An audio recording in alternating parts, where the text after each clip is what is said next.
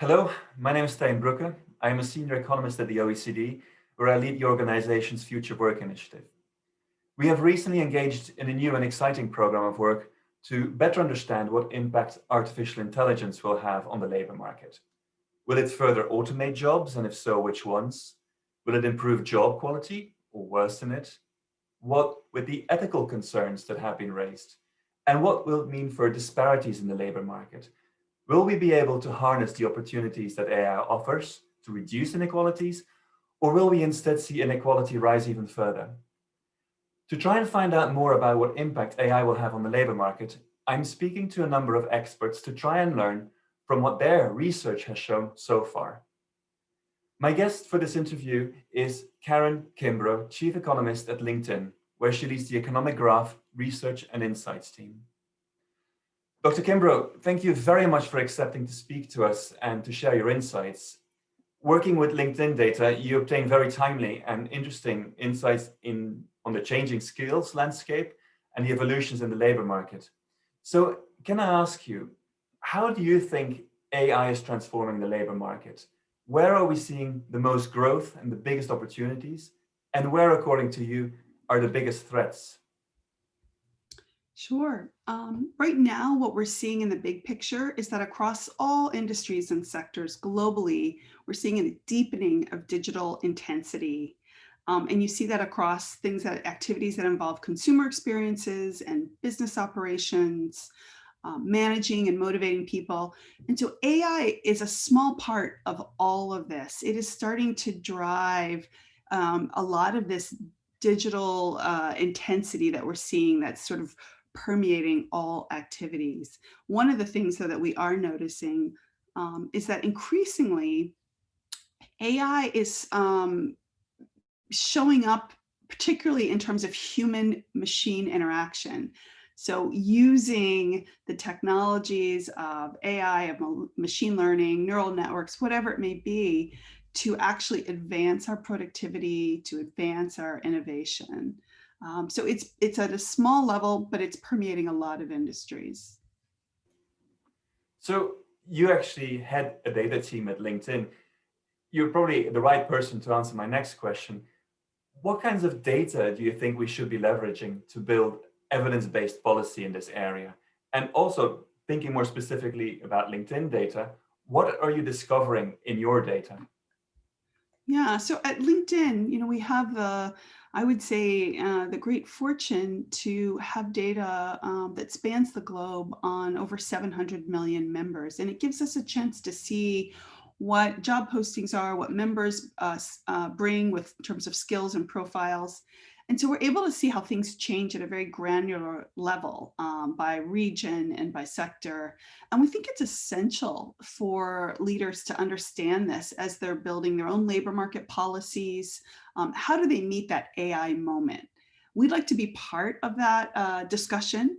And a lot of the AI-enabled technologies, a lot of the AI-relevant occupations are changing pretty quickly. And as I mentioned earlier, they're moving through a lot more domains, albeit at a very small percentage.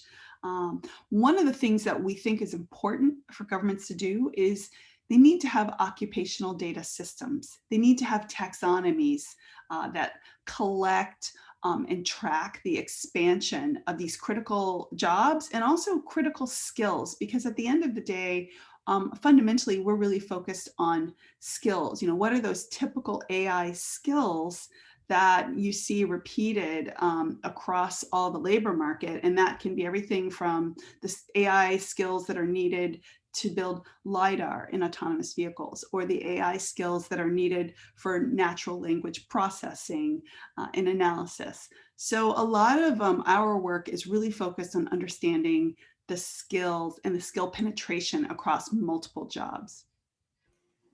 So there you'll be in a unique position to answer my next question, which is perhaps a more future-oriented question, but which many policymakers will have. But I suspect also parents and young people investing in education and skills. According to you, what skills should young people invest in if they want to thrive in a world where AI becomes a widely used technology? I would answer this question the same for any parent, for any child, no matter what their skill set is, two things. One, I would always say it's important to be digitally fluent. It doesn't mean you need to know how to code. It doesn't mean you need to directly be working on the most advanced technologies currently, that we see in cloud computing or in data science. But it's imperative to be digitally fluent because no matter what job children today and tomorrow will do, they will most likely be doing it in a complementary fashion with machines. So having the capabilities to be at a minimum digitally fluent is extremely important. And even workers today, I mean, there's obviously people in the workforce today who are seeing occupations transform and wondering how to stay relevant. And a lot of focus on upskilling and reskilling is where I would direct them. It's difficult to do the more advanced you get, but I think it's essential that you think of workers as being able to work complementarily with these, in these domains. And if I could, Stain, one other thing I would add would be, excuse me, would be to say that, it's also imperative that we have a great representation in the AI sector so that we have equal parts men and women participating in advancing our work there, because innovations will not equate to progress if we're only looking at certain questions, if we don't have a fulsome set of problems that we're trying to solve. And that identification of the right questions and the right problems to solve with AI will only come if we have a diverse set of men and women of different cultures and different perspectives working together in this space.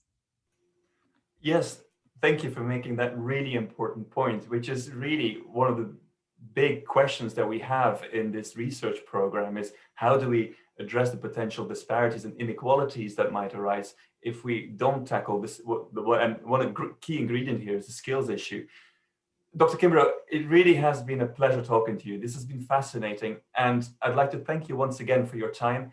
And I really hope that this is not the end of the conversation. As I said, we have a 2-3 year work program on this, and I do hope that we will be able to work further with LinkedIn to get the insights that your data can provide. To all of those who have been watching this video, thank you very much for your interest. Please do visit the OECD's Future of Work webpage if you would like to find out more about our work. I'd like to thank you and goodbye.